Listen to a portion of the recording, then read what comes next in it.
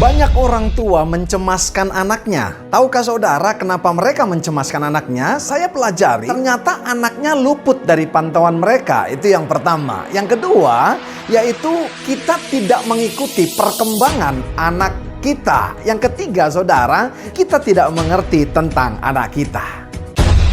Lukas 2 ayat yang ke-48 berkata, dan ketika orang tuanya melihat dia, orang tua siapa? Orang tua Yesus melihat siapa? Melihat Yesus, tercenganglah mereka. Lalu kata ibunya kepadanya, "Nak, mengapakah engkau berbuat demikian terhadap kami? Bapamu dan aku dengan cemas mencari engkau." Ternyata papa dan mamanya Tuhan Yesus pernah juga, saudara, hilap dan melakukan kesalahan. Itu pakai kata-kata saya. Kenapa? Dalam perjalanan kembali dari Yerusalem untuk mereka merayakan Paskah, Yesus hilang di tengah jalan. Saudara, ada begitu banyak orang tua tercengang melihat anaknya tiba-tiba, saudara, iya kan, juara, saudara. Katakan demikian, itu hal yang positif.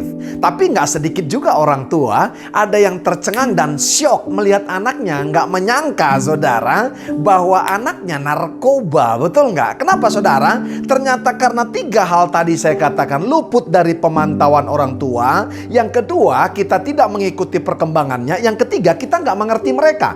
Yesus, saudara, untungnya puji Tuhan, memang dia adalah Tuhan. Ditemukan di bait Allah 3 hari loh. Haleluya. Ayat 44-nya dikatakan, karena mereka menyangka bahwa dia ada di antara orang-orang seperjalanan mereka, berjalanlah mereka sehari perjalanan jauhnya, lalu mencari dia di antara kaum keluarga dan kenalan mereka. Kita menyangka kadang-kadang anak kita masih baik-baik saja. Ternyata, saudara, pergaulannya di luar sudah amburadul. Kadang nggak menyangka bagaimana perkembangan anak kita. Karena apa? Karena kita tidak mengikutinya. Makanya kadang-kadang kita tercengang untuk hal yang positif dan untuk yang negatif. Ayat 50-nya dikatakan, saudaraku yang kekasih, tetapi mereka tidak mengerti apa yang dikatakannya kepada mereka. Ada berapa banyak orang tua masih satu rumah dengan anak-anaknya, tapi tidak bisa mengerti anaknya. Makanya anaknya pun tidak mengerti kepada orang tuanya. Satu rumah, saudara, tapi tidak ada hubungan, tidak saling mengerti. Ada bapak-bapak yang hanya menjadi regulator, saudara,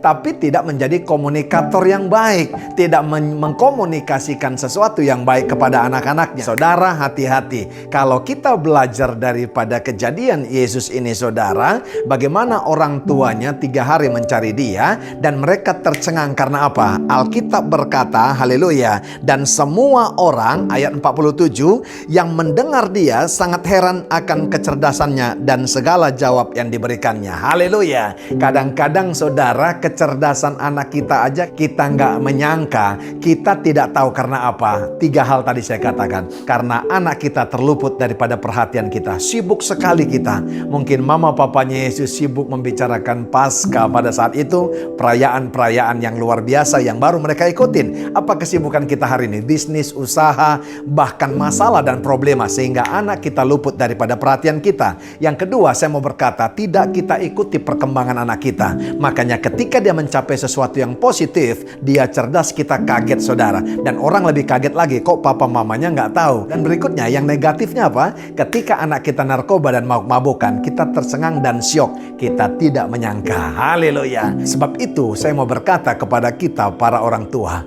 mari saudara kita pantau terus anak kita. Kita ikuti perkembangannya. Mengertilah apa yang mereka butuhkan daripada kita orang tuanya. Tidak selalu finansial, tapi apa, saudara?